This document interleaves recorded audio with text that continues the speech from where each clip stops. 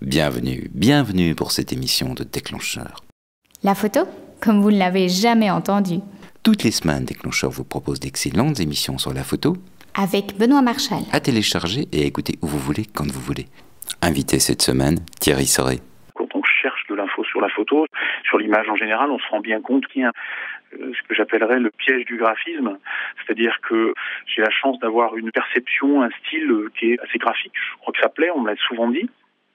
Mais le piège du graphisme, c'est de faire justement que des photos qui, au premier coup d'œil, ont une qualité d'élégance et une qualité d'équilibre qui est bon. Mais le piège, ce serait d'en rester là. Le but de la manœuvre, c'est d'apporter un peu de personnalité à sa photo. On voit tous les choses de manière différente. Il faut essayer de les photographier de manière différente.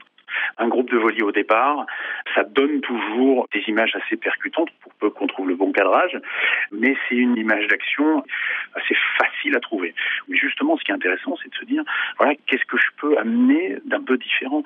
C'est de se dire, voilà, qu'est-ce que je peux faire pour sortir de la pure photo d'action ? Voulez-vous maîtriser votre boîtier, être fier de vos photos, trouver de nouvelles idées, gagner du temps ? Si vous répondez oui à au moins une de ces questions, alors téléchargez Déclencheur Gold. Vous allez réussir facilement et développer vos talents de photographe sur www.déclencheur.com, l'iTunes Store ou Amazon MP3. C'est-à-dire qu'aujourd'hui, le niveau monte. C'est un peu comme ce qui s'est passé dans la vidéo. Avant, il y avait des gens qui filmaient avec du 8, du super 8, du 16 mm ou du 35 et qui faisaient des films. Et puis du jour au lendemain, on a mis des outils. Finalement, c'est des outils plus performants qui ont permis à tout un tas de gens de faire la vidéo.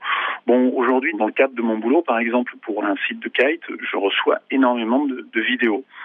Le bon tournevis fait pas le bon ouvrier. C'est-à-dire que ça a permis à tout un chacun de faire une vidéo très correcte, mais il y aura toujours ceux qui font d'excellentes vidéos parce que ils ont une vraie démarche dans la construction de leur vidéo, et puis il y en a d'autres qui font du film au kilomètre, même si le film, parce que la caméra est bonne, le film est correct, mais à la fin, il y a quand même 80% de trucs moyens, et puis 20% de choses beaucoup plus affirmées. Et en photo, c'est pareil.